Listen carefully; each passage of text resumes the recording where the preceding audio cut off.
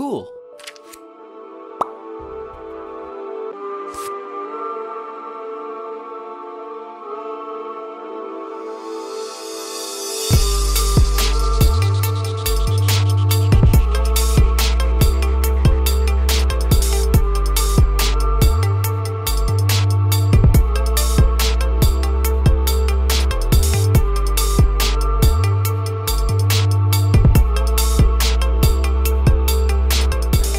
Hey everyone, it's Devin here with Make Anything, and I'm joined by Anna from Zortrax. Hello.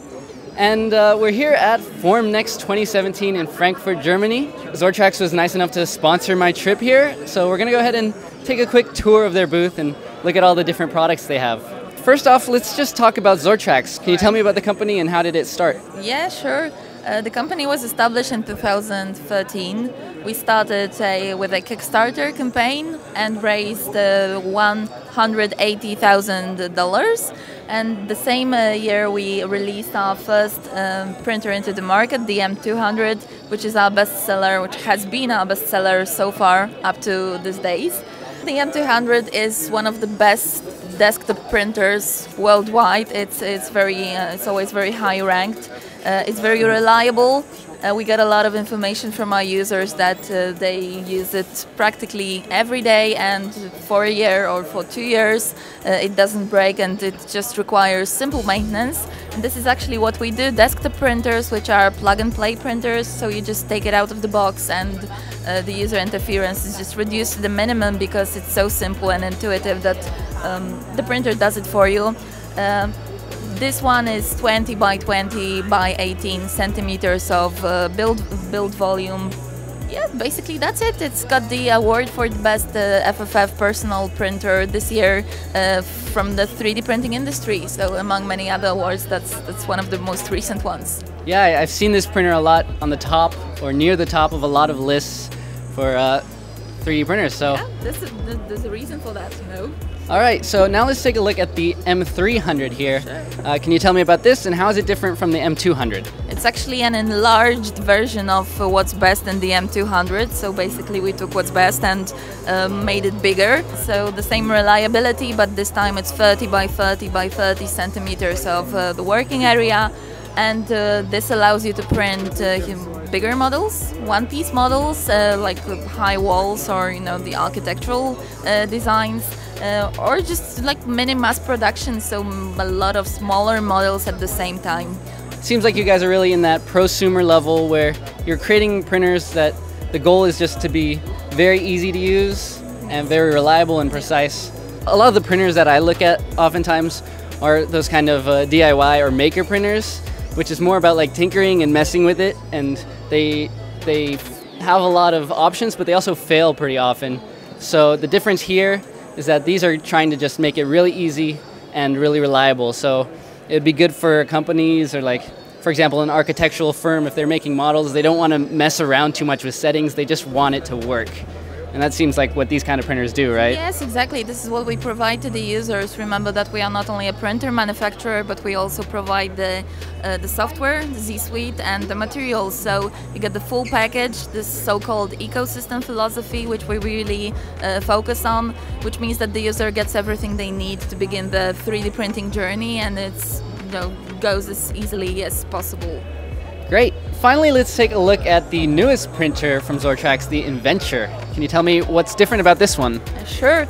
The Inventure, our newest baby. The first thing you notice is the compact design and the fact that it's got the closed chamber. So actually it's isolated from the temperature drops and warping, cracking issues that are so irritating. Everyone knows them. And the dual extrusion system, 2 nozzles, 2 hot ends, printing interchangeably, switching automatically. One hot end is for the model material and the second one is for the support material. The support material then gets dissolved in the DSS station. And this allows you to print very complex structures, moving elements, very precise details, the kind of precision you wouldn't be able to achieve on a regular FFF printer. Right, and I actually saw that you guys were printing ABS with support material, which is pretty tough to do, so that was impressive. Exactly, actually we are the only desktop company in this sector which have who has the dissolvable support compatible with an ABS material. This is something cool because I always say that's the most important, the most difficult thing in dual extrusion is to achieve the perfect combination between the model and the support material. This blend is not that easy to do. And there's also some new materials that you guys have introduced at Formnext, correct? Yes, exactly. There are 3 premieres during this event. The 2 model materials for the Inventure and 1 support material. The Ultra Plus, which you've already mentioned, which is an ABS-based material, very strong mechanical properties, compatible with the Z Support Plus, and Z Semi-Flex, which is elastic based on TPU and has this shape memory, which means that after you apply force to it, like squeeze it or bend it, it will go back to the previous state. That's super cool. All right, so Anna, like you mentioned, Zortrax is kind of trying to create this whole ecosystem. So besides the printers, you also have your own software. So can you tell me about that? That's right. Z Suite is our software, our slicer. And actually, this is the 2nd version of Z Suite, Z Suite 2. This is still in the beta phase, so we are open for suggestions. We are, ask our clients and people who use the program to if they find any bugs or if they want to report a feature that they would think would be nice to see, they can do it as well. But we've introduced pretty nice features and functionalities. First of all, we've got the auto mesh repair, because you are probably aware that the structure of a model is made of triangles. This is a set of triangles and it's called mesh. Sometimes the meshes are incomplete or damaged and it's not fully closed, the model is not fully closed. So Z Suite uses an algorithm which actually recognizes those missing triangles and automatically fixes them, so the user doesn't have to do it on their own. This is the first cool feature. Another one is the thin walls analysis.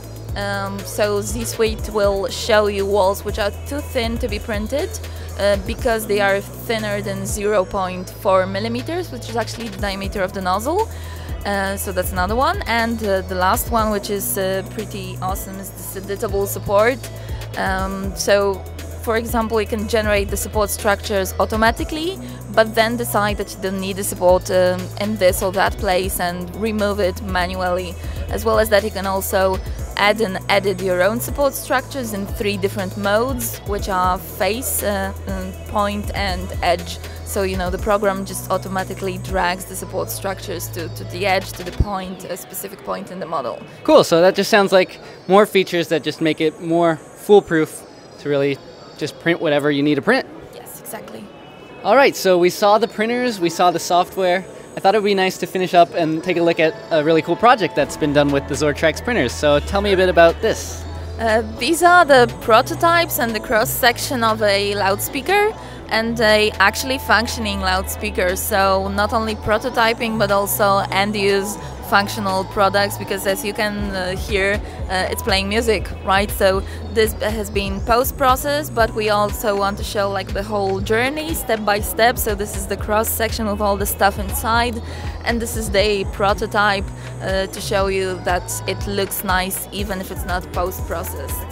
Yeah, so I really definitely noticed this. It's impossible to tell that it's 3D printed, which is really awesome. And you guys know on my channel I like to do end-use products, so this is really cool. And yeah, because the printer already prints so well, there's a lot less work that has to go into post-processing to make it look this good. So very impressive. Thank you. I think so too. Okay, and before we finish up, I know people are very curious about the ecosystem. You mentioned how everything is pretty much enclosed, but are you able to use external materials, or is it limited to the ones that you guys sell? Actually, this year we've introduced the external materials function. This is a feature that a lot of people, a lot of users were expecting, so we always hear the voices of the community. So there you go, you have it. And you are able to use materials from different companies, not only Zortrax's, on the M-series printers.